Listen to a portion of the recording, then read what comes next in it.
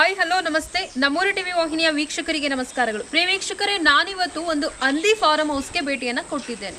ಹೌದು, ಮನುಷ್ಯ ಯಾವುದೇ ಒಂದು ವೃತ್ತಿಯನ್ನಾಗಲಿ ತುಂಬ ಗೌರವದಿಂದ ಮಾಡಿದಾಗ ಅಥವಾ ಯಾವುದೇ ಒಂದು ಕೆಲಸವನ್ನಾಗಲಿ ತುಂಬ ಗೌರವದಿಂದ ಮಾಡಿದಾಗ ಆ ಮನುಷ್ಯ ತುಂಬ ಎತ್ತರಕ್ಕೆ ಬೆಳೀತಾರೆ ಅಥವಾ ಸಕ್ಸಸ್ ಆಗ್ತಾರೆ ಆ ಕೆಲಸದಲ್ಲಿ ಅನ್ನೋದಕ್ಕೆ ನಾನಿವತ್ತು ಒಂದು ಸೂಕ್ತ ಉದಾಹರಣೆಯನ್ನು ಹೊತ್ತು ಒಬ್ಬ ರೈತರ ಸಂದರ್ಶನವನ್ನು ಮಾಡ್ತಾ ಇದ್ದೇನೆ.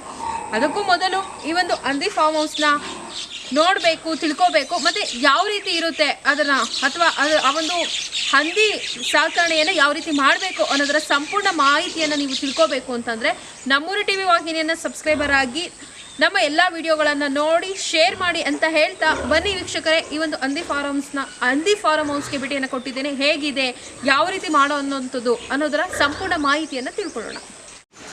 ವೀಕ್ಷಕರೇ, ನಾವಿವತ್ತು ಈ ಒಂದು ಹಂದಿ ಫಾರಂ ಹೌಸ್ ಒಳಗಡೆ ಬಂದಿದ್ದೀವಿ. ಹೇಗಿದೆ ಇದರ ಮಾಹಿತಿಯನ್ನು ತಿಳ್ಕೊಳ್ಳೋದಕ್ಕೂ ಮುಂಚೆ ಇಲ್ಲಿನ ಓನರನ್ನು ಪರಿಚಯ ಮಾಡ್ಕೊಳ್ಳೋಣ. ಸರ್ ನಮಸ್ತೆ. ನಮಸ್ತೆ, ನನ್ನ ಹೆಸರು ಹರೀಶ್ ಅಂತೇಳಿ. ನಮ್ಮೂರು ಬಂತು ಕುಂಟನಳ್ಳಿ, ದೊಡ್ಡಬಳ್ಳಾಪುರ ತಾಲೂಕು, ಬೆಂಗಳೂರು ಗ್ರಾಮಾಂತರ ಜಿಲ್ಲೆ. ಇಲ್ಲಿ ಕುಂಟನಳ್ಳಿ ಅನ್ನೋ ಊರಲ್ಲಿ ಮಾಡಿರೋಂಥದ್ದು ಹಂದಿ ಫಾರಂ. ಎಷ್ಟು ವರ್ಷದಿಂದ ಮಾಡ್ತಾ ಇದ್ದೀರಾ? ನಾವೊಂದು 8 ವರ್ಷದಿಂದ ಮಾಡ್ತಾ ಇದ್ದೀವಿ. ಬೆಳಗ್ಗೆ ಒಂದು 4 ಗಂಟೆ ಶುರುವಾಗುತ್ತೆ. ಬೆಳಗ್ಗೆ 4 ಗಂಟೆ ಗಾಡಿ ತೊಗೊಂಡು ಫುಡ್ ತೊಗೊಂಬರಕ್ಕೆ ಹೋದರೆ ಫುಡ್ ತೊಗೊಂಬಂದು ಇದು ಮಾಡೋಷ್ಟೊತ್ತಿಗೆ ಮ್ಯಾಕ್ಸಿಮಮ್ ಒಂದು 4 ರಿಂದ 5 ಅವರು ಬೇಕಾಗುತ್ತೆ. ಎಷ್ಟಿದೆ ಟೋಟಲು? ನಮ್ಮ ಹತ್ರ ಇವಾಗ ಒಂದೆಲ್ಲ ನಮ್ದೇನಿದ್ರು ಜಾಸ್ತಿ ನಾವು ಕಟಿಂಗ್ ಹಂದಿ ಇದು ಮಾಡಿಲ್ಲ, ಬ್ರೀಡಿಂಗೇ ಜಾಸ್ತಿ ಮಾಡಿರೋದು. ನಮ್ದು ಹತ್ರ ಎಲ್ಲ ಒಂದು 60 ಹೆಣ್ಣಂದಿ ಇದೆ. ಒಂದು 100 ತಕ್ಕ ಒಂದು ಮರಿ ಇರೋದು. ಒಂದ್ಸತಿ ಒಂದು ಹಂದಿ ಎಷ್ಟು ಮರಿ ಹಾಕುತ್ತೆ ಅಣ್ಣ? ಎಷ್ಟು ತಿಂಗಳಿಗೆ ಒಂದ್ಸತಿ ಮರಿ ಹಾಕುತ್ತೆ? ವರ್ಷಕ್ಕೆ ಆಲ್ಮೋಸ್ಟ್ 2 ಬ್ಯಾಚ್ ತಗೊಬೋದು. ಒಂದು ವರ್ಷ 1 ತಿಂಗಳಾಗುತ್ತೆ. 2 ಬ್ಯಾಚ್ ತಗೊಬೋದು. ಒಂದು ಹಂದಿ ಮಿನಿಮಮ್ ಏನಿಲ್ಲ ಅಂದ್ರೆ ಒಂದು 8 ರಿಂದ 10 ಮರಿ ಹಾಕುತ್ತೆ. ಒಂದೊಂದು ಥರ ಉಳ್ಸ್ಕೊಂಡುತ್ತೆ ನೋಡಿ. ಒಬ್ಬರಿ 4 ಉಳ್ಸ್ಕೊಂಡಿದ್ದಾವೆ. 11 ಮರಿ ಹಾಕಿತ್ತು. 11ರಲ್ಲಿ ಬರೀ 4 ಉಳ್ಸ್ಕೊಂಡಿದೆ. ಅದಕ್ಕೆ ಅಂತ ಇವಾಗೆಲ್ಲ ಹೊಸ ಟೈಪ್ ಮಾಡಿಸಿದ್ದೀವಿ, ರೀಸೆಂಟಾಗಿ ಮಾಡಿಸಿದ್ದೀವಿ. ಇನ್ನು ಅದಕ್ಕೆ ಈ ಥರ ಎಲ್ಲ ಕೇಸ್ ಸಿಸ್ಟಮ್ ಮಾಡಿದ್ದೀವಿ. ಮರಿ ಉಳಿಸ್ತಾ ಇಲ್ಲ ಅಂತಾನೆ ಈ ಥರ ಕೇಸ್ ಸಿಸ್ಟಮ್ ಮಾಡಿರೋದು. ಈ ಥರ ಕೇಸ್ ಸಿಸ್ಟಮ್ ಮಾಡಿದಾಗ ಏನಾಗುತ್ತೆ ಅಂದರೆ ಹಂದಿ ಮರಿ ಮೇಲೆ ಮಲ್ಕೊಳಲ್ಲ. ಆ ಉದ್ದೇಶದಿಂದ ಈ ಥರ ಕೇಸ್ ಮಾಡ್ತೀವಿ. ಎಷ್ಟು ತಿಂಗಳು ಮರಿ ಅಣ್ಣ ಇದು? ಇದೆಲ್ಲ 1 ತಿಂಗಳು ಆಯ್ತು. ಇದೆಲ್ಲ ಮತ್ತೆ ನೆಕ್ಸ್ಟ್ ವೀಕ್ ಕೊಡೋದು ಅಣ್ಣ. ಈಗ ಕೆಲವೊಬ್ರು ಹಂದಿ ಫಾರ್ಮ್ ಹೌಸ್ ಮಾಡ್ಬೇಕಂತ ಇರ್ತಾರೆ, ಸ್ಟಾರ್ಟಿಂಗ್ ಮಾಡ್ತೀವಿ ಅನ್ನೋಂಥವ್ರಿಗೆ ಏನು ಸಲಹೆಗಳನ್ನು ಕೊಡ್ತೀರಾ? ಯಾವ ರೀತಿ ಮಾಡಿ ಅಂತ ಹೇಳ್ತೀರಾ? ಹಂದಿ ಫಾರಮ್ಮು ಸ್ಟಾರ್ಟಿಂಗ್ ಇವಾಗ ಮಾಡಬೇಕು ಅಂದರೆ ಮೇಯ್ನಾಗಿ ಜಾಗ ಇರಬೇಕು. ಅದಾದಮೇಲೆ ಫುಡ್ಡು ಫೆಸಿಲಿಟಿ ಇರಬೇಕು. ಫುಡ್ ಯಾವ ರೀತಿ ಕೊಡ್ತಿದ್ದೀರಾ? ಫುಡ್ಡು ನೋಡ್ರಿ, ನಮ್ದೆಲ್ಲ ಹೋಟೆಲ್ ವೇಸ್ಟು. ಮೇಯ್ನ್ ಅವ್ರಿಗೆ ಹೋಟ್ಲ್ ಎಷ್ಟು ಇರಬೇಕು, ನೀರು ಇರಬೇಕು, ಜಾಗ ಇರಬೇಕು. ಇವೆಲ್ಲ ಇದ್ದರೆ ಮಾಡ್ಬೋದು. ಅಂದರೆ ಸ್ಟಾರ್ಟಿಂಗಲ್ಲೇ ದೊಡ್ಡದಾಗಿ ಮಾಡಿ ಲಾಸ್ ಮಾಡ್ಕೊಳ್ಳೋ ಬದಲು ಚಿಕ್ಕದಾಗಿ ಮಾಡಿ ಮೇಂಟೈನ್ ಮಾಡ್ಕೊಂಡು ಹೋಗ್ಬೋದು. ಎಷ್ಟು ತಿಂಗಳು ಪ್ರೆಗ್ನೆಂಟ್ ಇದೆ? ಇದಾಗಲಿ ನಿಯರ್ 3 ದಿವಸ ಒಳಗಡೆ ಮರಿ ಹಾಕೊಡ್ತೀವಿ. ಎಲ್ಲ 3 ದಿನ, 2 ದಿನ, 3 ದಿನ, 3 ದಿನ ಒಳಗಡೆ ಮರಿ ಹಾಕಂತವು. ಇಷ್ಟು ದಿವಸ ಕೇಸ್ ಸಿಸ್ಟಮ್ ಇರಲಿಲ್ಲ, ಇವಾಗೆಲ್ಲ ಹೊಸ ಮಾಡಿಸಿದೀವಿ ಕೇಸ್ ಸಿಸ್ಟಮ್. ಏನಿಲ್ಲ, ಒಂದು ಕೇಸ್ ಮಾಡ್ಸಕ್ಕೆ 5 ರಿಂದ 6 ಸಾವಿರ ರೂಪಾಯಿ ಆಗುತ್ತೆ. ನಮ್ಮ ಟೋಟಲ್ ಆಗಿ ಇದು ಸೆಟ್ ಕಾಸ್ಟ್ ಬಂದ್ಬಿಟ್ಟು ಇವಾಗ 9 ಲಕ್ಷ ಆಗಿದೆ ಟೋಟಲ್ ಸೆಟ್ ಕಾಸ್ಟು. ಈ ಸೆಟ್ ಮಾತ್ರ ರೀಸೆಂಟಾಗಿ ಮಾಡಿಸಿದ್ದು. ಹಂದಿಗಳಿಗೆ ಪ್ರೆಗ್ನೆಂಟೇ ಜಾಸ್ತಿ ನಾವು ಮಾಡಿಸೋದೇ ಬ್ರೀಡಿಂಗ್ ಆಗಿರೋದ್ರಿಂದ ಬ್ರೀಡಿಂಗಿಗೆ ಇದು ಮಾಡಿ.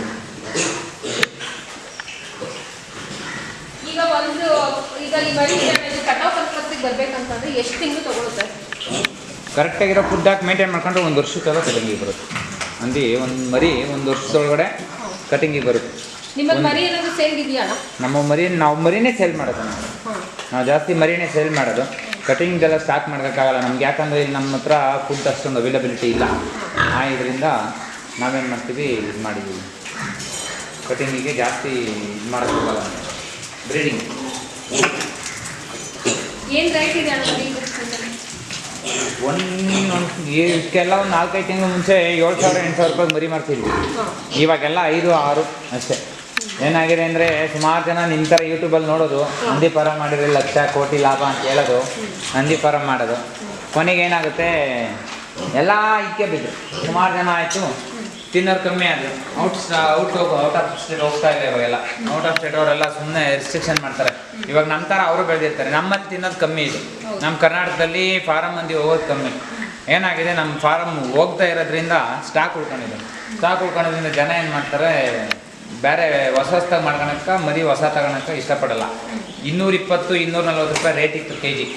ಇವತ್ತು 120 ರೂಪಾಯಿ ಕೇಳಲ್ಲ ಹಂದಿನ. ಕಟಿಂಗ್ ಹಂದಿಗಳ್ದು 220 ರೂಪಾಯಿ ರೇಟ್ ಇತ್ತು. ಆ ಟೈಮಲ್ಲಿ ನಾವು 7,000 8,000 ರೂಪಾಯಿ ಮರಿ ಮಾಡಿದ್ದೀವಿ. ಇವಾಗ ಮರಿ ನಾವು ಅದೇ ರೇಟಿಗೆ ಮಾರಬೇಕು ಅಂದರೆ ರೇಟ್ ಇಲ್ಲ. ಹಂದಿದು ಕಟಿಂಗ್ ರೇಟ್ ಇಲ್ಲ ಅಂದಾಗ ಏನಾಗುತ್ತೆ, ಅವರು ಇದು ಮಾಡ್ತಾರೆ, ಮರಿಗಳನ್ನ ಕಮ್ಮಿ ಕೇಳ್ತಾರೆ. ಇದರಿಂದ ಇವಾಗೆಲ್ಲ ಮರಿ ಸ್ವಲ್ಪ ಕಮ್ಮಿನೇ ರೇಟ್ ಎಲ್ಲ, ಮರಿ ರೇಟ್ ಎಲ್ಲ ಕಮ್ಮಿ ಆಗಿದೆ. ಹಂದಿಗಳು ರೇಟು ಕಟಿಂಗ್ ರೇಟು ಕಮ್ಮಿ ಆಗಿದೆ. ಬರೀ ಹೋಟೆಲ್ ಫುಡ್ ಅಷ್ಟೇ ಕೊಡ್ತೀರಣ್ಣ, ಅದನ್ನ ಬಿಟ್ಟು ಬೇರೆ ಏನಾದರೂ? ನಾವು ಜೋಳ ಕೊಡ್ತೀವಿ. ಅಂದರೆ ಪ್ರೆಗ್ನೆಂಟ್ ಹಂದಿ ಇದಾಗಿರೋ ಟೈಮಲ್ಲಿ ಒಂದು ಟೈಮಲ್ಲಿ ಫುಡ್ ಕೊಡ್ತೀವಿ, ಒಂದು ಟೈಮಲ್ಲಿ ಜೋಳ ಕೊಡ್ತೀವಿ. ಜೋಳ ನೆನೆಸ್ಬಿಟ್ಟು ಒಂದೇ ನೆನೆಸ್ಬಿಟ್ಟು ಜೋಳ. ವರ್ಷದ ಮರಿನ ಇದೆಲ್ಲ 1-1.5 ವರ್ಷ ಆಗಿದೆ ಅಮ್ಮ. 2ನೇ ಸರಿ 3ನೇ ಸರಿ ಇದು 3ನೇ ಸರಿ ಮರಿ ಹಾಕಕ್ಕೆ ಕ್ಲಾಸಿಗೆ ಇರ್ತಿದ್ದೀವಿ. 2ನೇ ಸರಿ ರೀಸೆಂಟಾಗಿ ಮೊನ್ನೆ ಒಂದು ಬ್ಯಾಚ್ ಮಾರಿದ್ದೀವಿ. ಇದು ಹಂದಿ ಎಲ್ಲ ಮರಿಗಳು ಖಾಲಿ ಆಗಿದೆ, ಮತ್ತೆ ಕ್ಲಾಸಿಗೆ ಬಿಟ್ಟಿದ್ದೀವಿ. ನೋಡಿದ್ರೆ ಅದು ಆಲ್ರೆಡಿ ಸ್ವಲ್ಪ ನಿಯರ್ ಆಗಿದೆ. ಅದು ಒಂದೊಂದು ಡಿಫ್ರೆನ್ಸ್ ಇರ್ತವೆ.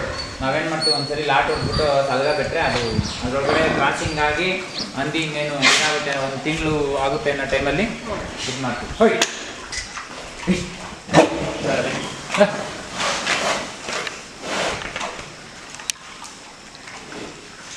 ಎಷ್ಟು ವರ್ಷದಣ್ಣ ಇದು? ಇದು 2.5 ವರ್ಷ ಆಗಿದೆ ನಮ್ಮ ಸಲಗಕ್ಕೆ. 2 ವರ್ಷದ ಸಲಗ. ಇನ್ನು ಎಷ್ಟು ವರ್ಷ ಅದನ್ನ? ಇಲ್ಲ, ಇದು ಆಲ್ರೆಡಿ ಕಟಿಂಗಿಗೆ ಹೋಗ್ಬೇಕಾಗಿತ್ತು. ಇದೇನಾಗಿದೆ, ಇವಾಗ ಇರೋದ್ರಿಂದ ಕಟಿಂಗಿಗೆ ಕಳಿಸಿಲ್ಲ. ಅದು ಸಿಂಗಲ್ ಹಾಕಿದಾಗ ಇದಾಗ್ತವೆ, ಸ್ವಲ್ಪ ರ್ಯಾಶ್ ಆಗ್ತವೆ. ಅದಕ್ಕೆ ಏನು ಮಾಡಿದ್ದು ಜೊತೆಗೆ ಹಾಕಿದ್ದೀನಿ. ಮತ್ತೆ ಇದರೊಳಗಡೆ ಇದ್ದಾವೆ. ಟೋಟಲ್ ಎಷ್ಟಿದೆ ಅಣ್ಣ ಇದು? ಇದರಲ್ಲಿ 20 ಇದೆ ಅಮ್ಮ. 22 ಇದೆ. ಒಂದು ಸಲಗ ಬಿಟ್ಟಿದ್ದೀನಿ. ಇವಾಗ 1 ವಾರ 15 ದಿವಸ ಈ ಸಲಗ ಬಿಡ್ತೀನಿ. ಇನ್ನೊಂದು ವಾರಕ್ಕೆ ಇನ್ನೊಂದು ಸಲಗ ತಂದು ಬಿಡ್ತೀವಿ. ಹಿಂಗೆ ಬ್ಯಾಚ್ ಒಂದೊಂದ್ಸರಿಗೆ ಒಂದೊಂದಲ್ಲಿ ಕ್ರಾಸಿಂಗ್ ಆಗುತ್ತೆ. ಒಂದೊಂದು ಸಲಗದಲ್ಲಿ ಒಂದೊಂದು ಸಲಗದಲ್ಲಿ ಕ್ರಾಸ್ ಆಗಲ್ಲ, ಕ್ರಾಸಿಂಗ್ ಕಚ್ಚಲ್ಲ. ಆ್ಯಕ್ಚುಲಿ ಇದಕ್ಕೆ 2 ಬಿಡ್ಬೇಕು ನಾವು ಸಲಗ. 2 ಬಿಟ್ಟಾಗ ಏನಾಗ್ತವೆ, ಕಚ್ಚಾಡ್ತವೆ, ಜೊತೆ ಮೇಲೆ ಬಿಡೋಕ್ಕಾಗಲ್ಲ. ಅದಕ್ಕೆ ಏನು ಮಾಡ್ತೀವಿ, 1 ವಾರ ಈ ಸಲಗ ಬಿಡ್ತೀವಿ, ಇನ್ನೊಂದು ವಾರ ಇನ್ನೊಂದು ಸಲಗ ಬಿಡ್ತೀವಿ. ಅಂದರೆ 6 ತಿಂಗಳಿಗೆ ಒಂದ್ಸತಿ ಮರಿ ಹಾಕುತ್ತೆ. 6 ತಿಂಗಳು ಮಿನಿಮಮ್ 6ರಿಂದ 7 ತಿಂಗಳು ಬೇಕಮ್ಮ. ಹಾಲು ಕುಡಿಸೋದು ಇದು ಮಾಡೋದು ಮಾಡೋಕ್ಕೆ ಹೋದರೆ ಫೀಡಲ್ಲಾದರೆ 6 ತಿಂಗಳಿಗೆ ಕಂಪಲ್ಸರಿ ಆಗುತ್ತದೆ ನಮ್ಮ ಬ್ಯಾಚ್. ಈ ವೇಸ್ಟ್ ಫುಡ್ಡಲ್ಲಾದರೆ 7 ತಿಂಗಳು 7.5 ತಿಂಗಳು ಆಗುತ್ತೆ. ಒಟ್ಟಾಗಿ 1-1.25 ವರ್ಷಕ್ಕೆ 2 ಬ್ಯಾಚ್ ಮಾಡ್ತೀವಿ. ಮೇಂಟೆನೆನ್ಸ್ ಯಾವ ರೀತಿ ಮಾಡಬೇಕಣ್ಣ? ಮೇಯ್ನಾಗಿ ಹಂದಿ ಅಂದ್ರೇ ಗಲೀಜು. ನಾವು ಹಾಕೋದೇ ವೇಸ್ಟ್ ಫುಡ್ಡಿಂದ ಬೆಳೆಯೋದಾಗಿರೋದ್ರಿಂದ ಡೈಲಿ ಕಂಪಲ್ಸರಿ ಕ್ಲೀನ್ ಮಾಡಬೇಕು, ತೊಳಿಬೇಕು. ತೊಳೆದು ಇದು ಮಾಡಿದ್ರೇ ಅವಕ್ಕೊಂದು ಸ್ವಲ್ಪ ಇದು ಬರೋದು. ನಾವು ಎಷ್ಟು ಕ್ಲೀನಾಗಿ ನೋಡ್ಕೊತೀವೋ ಅಷ್ಟು ಒಳ್ಳೆಯದು. ಇಲ್ಲಾಂದರೆ ಹಂದಿ ಫಾರಮ್ ಅಂದರೆ ಸ್ಮೆಲ್ಲು, ವಾಸನೆ, ಒಬ್ಬೊಬ್ರದ್ದು ಒಂದೊಂದು ಕಿಲೋಮೀಟ್ರಿಗೆ ವಾಸನೆ ಬಂದಿರ್ತದೆ. ನಮ್ಮವೆಲ್ಲ ಹಂಗೆ ವಾಸನೆ ಬರಲ್ಲ, ಯಾಕಂದರೆ ಡೈಲಿ ನಾವು ಮಿಸ್ ಮಾಡಲ್ಲ, ತೊಳಿತೀವಿ. ತೊಳೆದು ಕ್ಲೀನ್ ಮಾಡ್ಕೊಂಡ್ರೆ ಏನೂ ಇದಾಗಲ್ಲ, ಚೆನ್ನಾಗಿರ್ತವೆ. ನಾವು ಯಾವಾಗ ತೊಳೆಯಲ್ಲ, ಗಲೀಜು ಇದು ಮಾಡ್ತೀವಿ ಅಂದಾಗ ಅವು ನಮಗೆ ಇದು ಮಾಡಲ್ಲ. ಒಳ್ಳೆಗೆ ಯಾವ ಹಂದಿ ಫಾರ್ಮ್ ಮಾಡಬೇಕು ಅಂತ ಇರೋ ಏನು ಸಲಹೆಗಳನ್ನು ಕೊಡ್ತೀರಾ ನಿಮ್ಮ ಅನುಭವದ ಪ್ರಕಾರ? ಹಂದಿ ಫಾರಮ್ ಮಾಡಬೇಕಾದ್ರೆ ಮೇಯ್ನಾಗಿ ನಾನು ಹೇಳಿದ್ನಲ್ಲಮ್ಮ ಅವಾಗನೇ, ಮೇಯ್ನು ಫುಡ್ ಇರಬೇಕು, ಮತ್ತು ಜಾಗ ಇರಬೇಕು, ನೀರಿನ ವ್ಯವಸ್ಥೆ ಇರಬೇಕು. ಡೈಲಿ ನೀರು ತೊಳೆಯೋದು ಕಂಪಲ್ಸರಿ, ಡೈಲಿ ತೊಳಿಬೇಕು. ಫುಡ್ಡು ಕಂಪಲ್ಸರಿ ತರಂಗಿರಬೇಕು. ಇದೆಲ್ಲ ಇದ್ದಾಗ ಮಾಡ್ಬೋದು. ವಸ್ತು ಮಾಡ್ತಾರೆ ಅನ್ನಂಗಿದ್ರೆ ಇವಾಗ ಏನಾಗ್ತಾಯಿದೆ ಅಂದರೆ, ಇವಾಗ ನಾನು ಬಂಡವಾಳ ಹಾಕೊಂಡು ಎಲ್ಲೋ ಕುತ್ಕೊಂಡ್ರೆ ಆಗಲ್ಲ. ನಾನು ಬಂಡವಾಳ ಹಾಕೊಂಡು ನಿಂತ್ಕೊಂಡು ಕೆಲಸ ಮಾಡಬೇಕು. ಇವಾಗ ಇದೆಲ್ಲನೂ ಮಾಡೋದು ನಾವು ಯಾರನ್ನೂ ಆಳುಗಳು ಇಟ್ಟಿಲ್ಲ. ಇವಾಗ ನಾವಿರ್ತೀವಿ, ಇಲ್ಲ ನಮ್ಮ ತಮ್ಮವ್ರು ಇರ್ತಾರೆ. ಇಬ್ಬರೂ ಒಂದು ದಿವಸ ಅವ್ರು ಮಾಡಿರೋ, ಒಂದು ದಿವಸ ನಾವು ತೊಳೆಯೋದು ಇದು ಮಾಡೋದು ಮಾಡ್ತೀವಿ. ಒಂದು ದಿವಸ ಅವ್ರು ಊಟ ಹಾಕ್ತಾರೆ, ಒಂದು ದಿವಸ ನಾವು ತೊಳಿತೀವಿ. ಹಂಗಂದ್ರೆ ಕಂಪಲ್ಸರಿ ತೊಳಿಲೇಬೇಕು. ತೊಳೆದು ಊಟ ಹಾಕೋದು ಇದು ಮಾಡೋದು ಮಾಡಬೇಕು. ಇವ್ರು ಏನು ಮಾಡ್ತಾರೆ, ಒಬ್ಬೊಬ್ಬರು ಏನೋ ದುಡ್ಡಿದೆ ಬಂಡವಾಳ ಹಾಕ್ತಾರೆ, ಮರಿ ತಂದು ಬಿಡ್ತಾರೆ, ಸಾಕಾಗಿ ಇನ್ನೊಬ್ರನ್ನ ಯಾರನ್ನೊಬ್ರು. ಅವ್ರೇನು ಮಾಡ್ತಾರೆ, ಕರೆಕ್ಟ್ ಟೈಮಿಗೆ ಊಟ ಹಾಕಲ್ಲ, ಕರೆಕ್ಟ್ ಟೈಮಿಗೆ ತೊಳೆಯಲ್ಲ, ಮತ್ತು ಇನ್ನೇನೋ ಇದು ಮಾಡ್ತಾರೆ ಅಂದಾಗ ಅದು ಬರಲ್ಲ, ಸರಿಯಾಗಿರಾಗಲ್ಲ. ಏನೇ ಬಂಡವಾಳ ಹಾಕೊಂಡಿದ್ರು ನಾನು ನಿಂತ್ಕೊಂಡಿದ್ದು, ಆಳುಗಳಿದ್ರು ನಾನು ನಿಂತ್ಕೊಬೇಕು ಜೊತೆಗೆ. ನೋಡಪ್ಪ ಇದಕ್ಕೆ ತೊಳಿ, ಈ ಥರ ಊಟ ಹಾಕು, ಈ ಥರ ಇದು ಮಾಡು ಅಂತ ಹೇಳಿ. ಕಟಿಂಗ್ದಾದರೆ ನಡೆದೋಗುತ್ತೆ.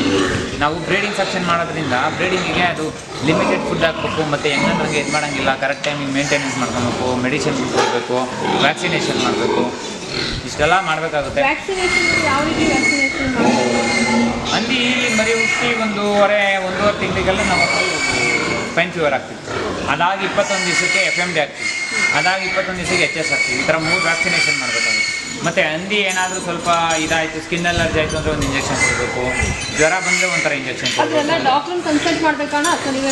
ಇಲ್ಲಿ ಏನಾಗುತ್ತೆ ಅಂದರೆ, ಎಲ್ಲರಿಗೂ ಡಾಕ್ಟ್ರನ್ನ ಕರ್ಕೊಂಬರಕ್ಕೆ ಹೋದರೆ ಡಾಕ್ಟ್ರು ಇವಾಗ ಫೋನ್ ಮಾಡಿ ಸಾಯಂಕಾಲ ಬರ್ತಾರೆ. ಹಂದಿಗೆ ನಾವು ನೋಡಿರ್ತೀವಿ ಅಂದಾಗ ಆ್ಯಕ್ಚುಲಿ ಅದಕ್ಕೆ ಏನು ಕೊಡಬೇಕು, ಏನು ಮಾಡಬೇಕು, ನಾವೇ ತಿಳ್ಕೊಬೇಕು. ಒಂದು ಸ್ವಲ್ಪ ಏನಾಗುತ್ತೆ ಒಂದೊಂದು ಟೈಮಲ್ಲಿ ನಮಗೆ ಗೊತ್ತಾಗದಿದ್ದು ನಾವು ಒಬ್ರ ಹತ್ರ ಕೇಳ್ತೀವಿ, ನಮಗಿನ್ನ ಅನುಭವಿಸ್ತಿರ್ತಾರೆ, ಅವ್ರ ಹತ್ರ ಕೇಳಾಕ್ತೀವಿ.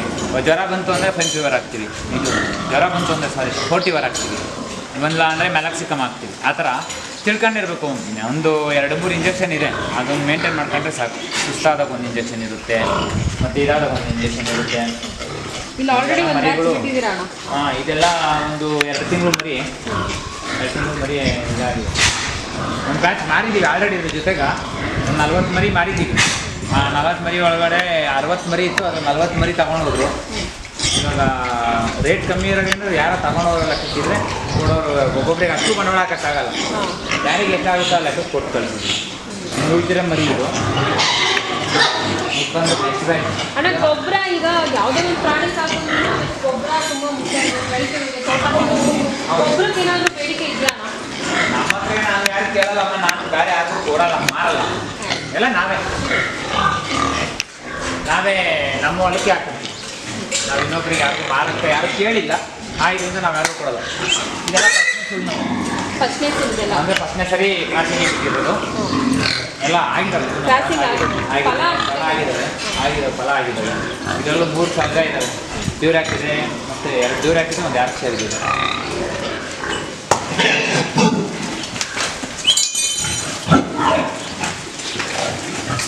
ಮಾಡ್ಬೋದು. ಏನಾಗಿದೆ ಇವಾಗ ಸುಮಾರು ಜನ ನಮಗೆ ಪ್ರಾಫಿಟ್ ಸಿಗುತ್ತೆ ಅನ್ನೋ ಉದ್ದೇಶಕ್ಕೋಸ್ಕರ ಎಲ್ಲ ಮಾಡ್ಬೋದು. ನಮ್ದು ಹೆಂಗಾಗೋದು ಅಂದರೆ ಹೋದ ವರ್ಷ ಇದರಿಂದ 220 ರೂಪಾಯಿ 240 ರೂಪಾಯಿ ರೇಟಿಗೆ. ಇವಾಗ ಎಲ್ಲರೂ ಯೂಟ್ಯೂಬ್ ನೋಡ್ಕೊಳ್ಳೋಣ, ನಾವು ಮಾಡ್ತೀವಿ. ನಾವು ಹಿಂಗೆ ಒಂದು ಸುಮಾರು 3 ವಿಡಿಯೋ ಮಾಡಿದ್ದೀವಿ. 2 ವಿಡಿಯೋದಲ್ಲಿ ನಂಬರ್ ಹಾಕಿದ್ದಾರೆ, ಫೋನ್ ಮಾಡ್ತಾರೆ, ಹಣ ಮಾಡಬೇಕು ಅಂತಿದ್ದೀವಿ, ಮಾಡ್ರಪ್ಪ, ಹಿಂಗಾಗುತ್ತೆ ಹಿಂಗಾಗುತ್ತೆ. ಬರೀ ಲಾಭನೇ ನೋಡ್ಕೊಂಡು ಹೇಳೋದಲ್ಲ.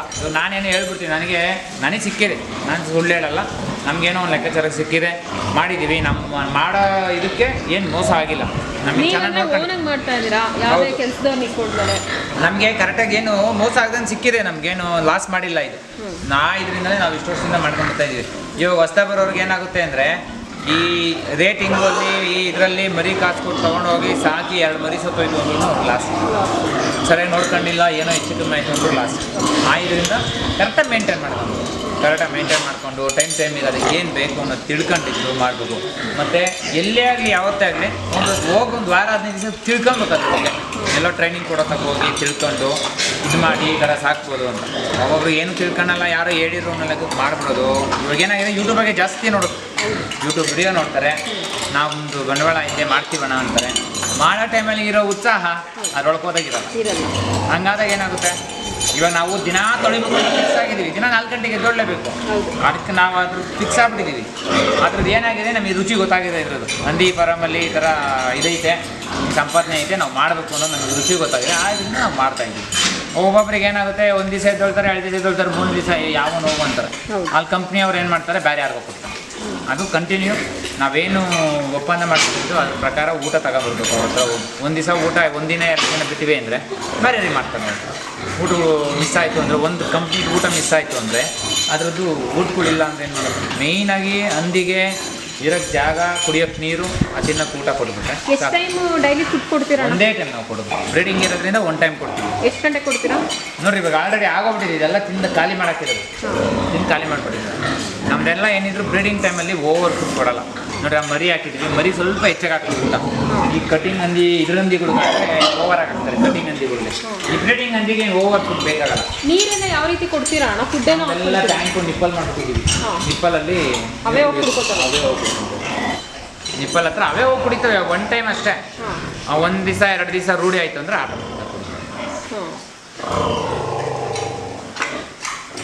ಮತ್ತೆ ಇನ್ನು ಅಣ್ಣ ಕೆಲಸ ಏನಾದರೂ ತುಂಬ ಇರುತ್ತಾ ಹಂದಿ ಸಾಕಣೆ ಮಾಡೋದು? ಕರೆಕ್ಟಾಗಿ ನೀವು 3 ರಿಂದ 4 ಅವರ್ ಕರೆಕ್ಟಾಗಿ ಸ್ಪೆಂಡ್ ಮಾಡಿಬಿಟ್ರೆ ಸಾಕು. ಊಟ ತರತೆಗಿಂದ ಹಿಡಿದು 4 ಅವರ್ ಕೆಲಸ ಆಗುತ್ತಮ್ಮ. ನಮ್ಗೆ ಡೈಲಿ 4 ಅವರ್ ಕೆಲಸ. 4 ಗಂಟೆಗೆ ಇದ್ದರೆ ಒಂದು 8 ಗಂಟೆ 8:30 ಅಷ್ಟೊತ್ತಿಗೆ ಮುಗ್ದೋಗ್ತದೆ ನಮ್ಮ ಕೆಲಸ ಅಷ್ಟೇ. ಇನ್ನು ಸಾಯಂಕಾಲ 5ರವರೆಗೂ ಬರ್ತೀವಿ. 2 ಟೈಮ್ 3 ಟೈಮ್ ಓಡಾಡ್ತೀವಿ. ಯಾವಾದರೂ ಕ್ರಾಸಿಂಗ್ ಇದಾಗಿರೋ ಹಂದಿಗಳು, ಪ್ರೆಗ್ನೆಂಟ್ ಹಂದಿ ಇರುತ್ತಲ್ಲ, ಆ ಹಂದಿಗಳನ್ನೆಲ್ಲ ಫಸ್ಟ್ ಸಪ್ರೇಟ್ ಹಾಕ್ಕೊಂಡ್ಬಿಡ್ತೀವಿ. ಅದ್ರೊಳಗಡೆಗೆ ಮರಿ ಹಾಕಂಗಿದ್ರೆ ಮರಿಗಳನ್ನ ಕ್ಲೀನ್ ಮಾಡೋದು. ಮರಿ ಹಾಕೋ ಟೈಮಲ್ಲಿ ನಮಗೆ ಗೊತ್ತಾಗುತ್ತೆ, ಮರಿ ಹಾಕೋ ಟೈಮಲ್ಲಿ ಇವತ್ತು ಮರಿ ಹಾಕುತ್ತೆ ಅಂತ. ಮರಿ ಹಾಕೋ ಹಂದಿಗಳನ್ನ ಹಿಡ್ಕೊಂಡು, ಮರಿ ಹಾಕೋ ಹಂದಿಗಳು ಸಪ್ರೇಟ್ ಹಾಕಿರ್ತೀವಲ್ಲ, ಮರಿ ಹಾಕೋ ಟೈಮಲ್ಲಿ ನೋಡಿಕೊಂಡು ಮರಿಗಳನ್ನೆಲ್ಲ ಒರೆಸ್ಬಿಟ್ಟು ಸಪ್ರೇಟ್ ಮಾಡಬೇಕು. ತಾಯಿ ಆ ಟೈಮಲ್ಲಿ ಸುಸ್ತಾಗಿರುತ್ತೆ, ಏನಾಗುತ್ತೆ ಒಂದೊಂದು ಟೈಮಲ್ಲಿ ಮಲ್ಕೊಂಡು ಸತ್ತೋಗ್ಬಿಡುತ್ತೆ, ಮರಿಗಳ ಮೇಲೆ ಮಲ್ಕೊಂಡ್ಬಿಡುತ್ತೆ. ಅದು ಗೊತ್ತಾಗಲ್ಲ. ಆ ಟೈಮಲ್ಲಿ ಸುಸ್ತಾಗಿರೋದ್ರಿಂದ ಏನಾಗಿರುತ್ತೆ, ಮೇಲೆ ಮಲ್ಕೊಂಡಾಗ ಮರಿ ಸತ್ತೋಗ್ಬಿಡುತ್ತೆ. ಅದಕ್ಕೊಂದು ಆ ಟೈಮಲ್ಲಿ ಮಾತ್ರ ಒಂದು 2 ದಿವಸ ಕಂಪಲ್ಸರಿ ಕ್ಲೀನಾಗಿ ಅಬ್ಸರ್ವೇಷನ್ ಮಾಡಬೇಕು. ಆ ಟೈಮಲ್ಲಿ ಬಂದು ನೋಡಿಕೊಂಡು ಮೇಂಟೈನ್ ಮಾಡಬೇಕು. ಇಲ್ಲ ಅಂದಾಗ ಮರಿ ಹೋಯ್ತು ಅಂದರೆ ನಮ್ಗೊಂದು ಮರಿ ಹೋಯ್ತು ಅಂದ್ರೆ ಲಾಸೇ. ನಾವು ಏನು ಮಾಡ್ತಾ ಇರೋದೇ ಮರಿ ಉದ್ದೇಶದಿಂದ. ಮರಿನೇ ಬಂದಿಲ್ಲ ಅಂದರೆ ನಮ್ಗೇನು ಬರುತ್ತೆ, ವೇಸ್ಟ್. ಇದರಿಂದ ಮರಿಗೋಸ್ಕರನೇ ನಾವು ಮಾಡೋದ್ರಿಂದ ಅದ್ರ ಮೇಲೆ ಗಮನ ಇಡ್ಬೋದು. ಇವಾಗ ಯಾವುದೋ ಒಂದು ಹಂದಿ ಆಗ್ತದೆ ಇದು ಮಾಡ್ತದೆ ಅಂತ ಬಿಟ್ಬಿಟ್ಟು ಹೊರಟೋದ್ರೆ ಅದ್ರ ಪಾಡಿಗೆ ಅದು ಹಾಕಂತದೆ. 10 ಮರಿ ಹಾಕಿರೋದ್ರಾಗ 5 ಮರಿ 6 ಮರಿ ಉಳ್ಕೊಂತವೆ, 4 ಮರಿ ಹೊರಟೋದು. ಇದರಲ್ಲೂ ಒಂದೊಂದು ಚೆನ್ನಾಗಿರೋ ತಳಿ ಇರುತ್ತೆ, ಒಂದೊಂದು ಲೈನ್ ಬಂದಿರುತ್ತೆ. ಅದು ನಾವಿರಲಿ ಇರಲಿ ಕ್ಲೀನಾಗಿ ಮರಿ ಹಾಕುತ್ತೆ, ಮರಿನೂ ಚೆನ್ನಾಗಿ ನೋಡೋಣ. ಯಾವ ಒಂದೊಂದು ಬೈ ಮಿಸ್ಟೇಕ್ ಒಂದು ಹೊರಟೋದು ಬಿಟ್ಟರೆ ಇನ್ನೇನು ಪ್ರಾಬ್ಲಮ್ ಆಗಲ್ಲ. ಮತ್ತು ಅವಕ್ಕೆಲ್ಲ ಆ ಟೈಮಿಗೆ ಕರೆಕ್ಟಾಗಿ ಐರನ್ ಇಂಜೆಕ್ಷನ್ ಕೊಡಬೇಕು. ಮರಿ ಹಾಕಿ ಒಂದು 3 ದಿವಸ ಒಳಗಡೆ ಐರನ್ ಇಂಜೆಕ್ಷನ್ ಕೊಡಬೇಕು. ಟೀತ್ ಕಟ್ ಮಾಡಬೇಕು, ಅಲ್ಲಿ ಕಟ್ ಮಾಡಬೇಕಾಗುತ್ತೆ ಅದ್ರದ್ದು. ಯಾಕಂದರೆ ಅಲ್ಲಲ್ಲಿ ಹಾಲು ಕುಡಿಬೇಕಾಗಿದ್ರೆ ಅರ್ಥ ಇದು ಮಾಡುತ್ತೆ. 4, 5, 6 ಮರಿ 7 ಮರಿ ಇರುತ್ತೆ ಅಂದರೆ ಒಂದೇ ಹತ್ರ ಕುತ್ಕೊಂಡಾಗ ಏನು ಮಾಡ್ತವೆ, ಪಕ್ಕದ ಹಂದಿ ಬರುತ್ತೆ ಅಂತ ಹೊಡೆಯುತ್ತೀನಿ. ಹೊಡೆದಾಗ ಇಲ್ಲೆಲ್ಲ ಗಾಯ ಆಗುತ್ತೆ, ಈ ಕಡೆ ಎಲ್ಲ ಗಾಯ ಆಗುತ್ತೆ. ಅದಕ್ಕೆ ಏನು ಮಾಡ್ತೀವಿ, ಅಲ್ಲಿ ಕಟ್ ಮಾಡ್ತೀವಿ. ಮತ್ತು ಸುಮಾರು ಒಂದು 2-2.5 ತಿಂಗಳಿಗೆ ಇವಾಗ ನಾವೇನು ಬೀಜ ತೆಗೆಯಲ್ಲ, ಅದು ಬೀಜ ತೆಗೆದ್ಬಿಟ್ಟು ಕೊಡಬೇಕಾಗುತ್ತೆ. ಗಂಡಂದಿಗಳಿಗೆ ಎಲ್ಲವೂ ಬೀಜಗಳು ಇದ್ದಾಗ ಹಂದಿ ಇಂಪ್ರೂವ್ಮೆಂಟ್ ಆಗಲ್ಲ, ವೀಕ್ ಆಗುತ್ತೆ. ಇದನ್ನ ಏನು ಮಾಡ್ತೀವಿ, ಬೀಜ ತೆಗಿಬೇಕಾಗುತ್ತೆ. ಅದು 2.5-3 ತಿಂಗಳು ತೆಗಿತಾರೆ. ಮತ್ತು ಇನ್ನೇನು ಅಂತ ಮೇಜರ್ ಏನು ಬರಲ್ಲ. ಅದು ಒಂದು ಸ್ವಲ್ಪ ಏನಾಗುತ್ತೆ, ಅದರೊಳಗೆ ಇಳಿಯೋದು ಕಷ್ಟ. ಇಳಿದ್ಬಿಟ್ಟು ಅದ್ರ ಮೇಲೆ ಆಸೆ ಇಟ್ಕೊಂಡು ಕೆಲಸ ಮಾಡಿದರೆ ಏನು ಪ್ರಾಬ್ಲಮ್ ಇಲ್ಲ, ಮಾಡ್ಬೋದು. ಶೆಡ್ ಬಗ್ಗೆ ಹೇಳೋದಾದ್ರೆ ಅಣ್ಣ, ಈಗ ಕೆಲವೊಬ್ರು ಗೋಡನ್ ಥರ ಫುಲ್ ಎಲ್ಲ ಕವರ್ ಮಾಡಿಬಿಟ್ಟು ಮಾಡ್ಕೊಂಡಿರ್ತಾರೆ. ಸ್ಮೆಲ್ ಈಚೆ ಹೋಗ್ಬಾರ್ದಂತ. ವಾತಾವರಣ ಹೆಂಗಿರ್ಬೇಕಣ್ಣ? ಸ್ಮೆಲ್ ಆಚೆ ಹೋಗ್ಬಾರ್ದು ಅಂದರೆ ಅವಕ್ಕೂ ಗಾಳಿ ಬೆಳಕು ಕ್ಲೀನಾಗಿರ್ಬೇಕಮ್ಮ. ಇವಾಗ ನೋಡ್ರಿ, ಅದು ಏನಾಗುತ್ತೆ, ನಮ್ದಿಲ್ಲ ಆ ಸೈಡ್ ಓಪನ್ ಬಿಟ್ಟಿದ್ದೀನಿ, ಇದರೊಳಗಡೆ ಸ್ಮೆಲ್ ಇದು ಜಾಸ್ತಿ ಅದು ಪ್ರಾಬ್ಲಮ್ ಆಗುತ್ತೆ. ನಾವು ಒಳಗಡೆನೇ ಸ್ಮೆಲ್ ಇದಾಗುತ್ತೆ, ಅವಾಗ ಗಾಳಿ ಆಡಲ್ಲ, ಕಾಯಿಲೆಗಳು ಸ್ವಲ್ಪ ಬರ್ಕೋಬೋದು. ನನಗೆ ಅದ್ರ ಬಗ್ಗೆ ಇಲ್ಲ, ನಾನು ಅದಕ್ಕೆ ಅಂತಲೇ ಎಲ್ಲ ಓಪನ್ ಟೈಮ್ ಮಾಡ್ತಿದ್ದೀನಿ. ಎಲ್ಲ ಕಡೆನೂ ಓಪನ್ ಇದೆ ನನಗೆ. ಅದೊಂದು ಮಾತ್ರ ಮರಿ ಹಾಕೋ ಟೈಮಲ್ಲಿ ಮರಿ ಇರೋದ್ರೊಳಗಡೆ ಸ್ವಲ್ಪ ಕವರ್ ಆಗಿರಲಿ ಅಂತ ಕವರ್ ಮಾಡಿದ್ದೀವಿ. ಅದು ಮಿಕ್ಸ್ ಹಾಕಿದ್ದೀವಿ, ಗಾಳಿ ಆಗುತ್ತೆ, ಇದು ಬರಲ್ಲ. ಇನ್ನು ಬೇರೆ ಚಳಿ ಪಡಿ ಆಗಬಾರ್ದು. ಈ ಚಳಿ ಟೈಮಲ್ಲೆಲ್ಲ ಏನು ಮಾಡ್ತವೆ ಅಂದರೆ ಮರಿ ಗೂಡಿಸ್ಕೊಳೋದು ಇದಾಗೋದು ಆಗಿ ವೀಕ್ ಆಗ್ಬಿಡ್ತದೆ, ಎದ್ದೊಳಲ್ಲ, ಬೇಗ ಪಿಕಪ್ ಆಗಲ್ಲ. ಅದು ಸ್ವಲ್ಪ ಹೀಟ್ ಮಾಡಬೇಕಾಗುತ್ತೆ. ಬಲ್ಪ್ ಹಾಕ್ತೀವಿ, ಬಲ್ಪ್ ಹಾಕಿ ಹೀಟ್ ಮಾಡ್ತೀವಿ. ಒಬ್ಬೊಬ್ಬರು ಈ ಕೋಳಿ ಫಾರಮಲ್ಲಿ ಇದಾಗ್ತಾರೆ, ಇಜ್ಲಾಗ್ತಾರೆ, ಇಜ್ಲುವಿಂದ ಹೀಟ್ ಮಾಡ್ತಾರೆ, ಬೆಂಕಿ ಹಾಕಿ. ಆ ಥರನೂ ಮಾಡ್ಬೋದು. ನಾವು 200 ವಾಟ್ಸ್ ಬಲ್ಪ್ ಹಾಕಿ ಬಲ್ಪಿಂದ ಹೀಟ್ ಮಾಡ್ತೀವಿ. ಎಷ್ಟು ಕೊಡ್ತೀರಾ ಅಣ್ಣ ಒಂದೊಂದು? ನಾವು ಜಾಸ್ತಿ ಕೊಡಲ್ಲ, ನಮಗೆ ಫುಡ್ ಕೊಟ್ಟಿರ್ತೀವಿ. ಜೋಳದ್ದು ಕಾಸ್ಟ್ ಜಾಸ್ತಿ ಆಗುತ್ತೆ. ಅದಕ್ಕೆ ನಾವೇನು ಮಾಡ್ತೀವಿ ಅಂದರೆ ಒಂದು ಅರ್ಧ kg ಆಗಷ್ಟು ಕೊಡ್ತೀವಿ. ಇವಾಗ ಏನಾಗಿದೆ ಅಂದರೆ, ಇದು ನಾವು ಸಪ್ರೇಟ್ ಹಾಕ್ತೀವಲ್ಲ, ಯಾವ ಒಂದು ಇದಕ್ಕೆ ಸಪ್ರೇಟ್ ಹಾಕ್ತೀವ ಅವಕ್ಕೆ ಒಂದು ಅರ್ಧ kg ಲೆಕ್ಕ ಕೊಡ್ತೀವಿ ಅಷ್ಟೇ. ಮರಿ ಹಾಕಿರೋದಕ್ಕೆ ಒಂದು ಅರ್ಧ kg ಲೆಕ್ಕ. ಮರಿ ಹಾಕಿರೋದು ಸ್ವಲ್ಪ ಏನಾಗುತ್ತೆ ಅಂದರೆ ಹಾಲು ಚೆನ್ನಾಗಿ ಬರುತ್ತೆ. ಒಬ್ಬೊಬ್ರು ಫೀಡ್ ಕೊಡ್ತಾರೆ. ನಾವು ಫೀಡ್ಗೆಲ್ಲ ಸ್ವಲ್ಪ ಕಾಸ್ಟ್ ಜಾಸ್ತಿ ಆಗುತ್ತೆ. ಇವಾಗ ರೇಟ್ಗಳು ಜಾಸ್ತಿ ಕಮ್ಮಿ ಇರೋದ್ರಿಂದ ಫೀಡೆಲ್ಲ ಮೇಂಟೈನ್ ಮಾಡೋಕ್ಕಾಗಲ್ಲ. ಒಂದು ಮೂಟೆ ಫೀಡ್ ಬಂದ್ಬಿಟ್ಟು ಇವಾಗ 2100 ರೂಪಾಯಿ ಏನೋ, 1800ರಿಂದ 2100 ರೂಪಾಯಿವರೆಗೂ ಐತೆ.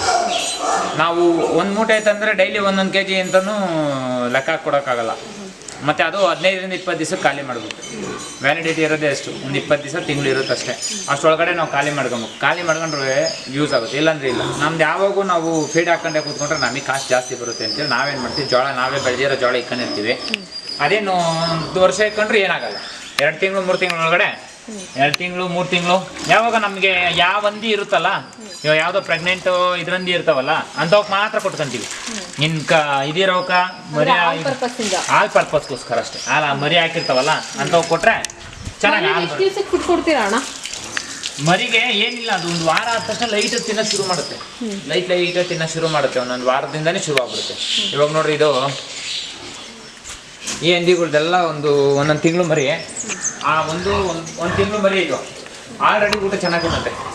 ಇವಾಗ ನಾವೇನು ಮಾಡಿದ್ವಿ, ಇದ್ರೊಳಗಡೆ ಒಂದೊಂದು 8 ಮರಿ ಏನು ಹಾಕಿತ್ತು. 8 ಮರಿನ ಜೊತೆ ಮಾಡ್ಬಿಟ್ಟಿದ್ವಿ. ಏನಾಗುತ್ತೆ ಅಂದರೆ ಒಂದು ಟೈಮ್ ಅದು ಹಾಲು ಕುಡಿಯುತ್ತೆ,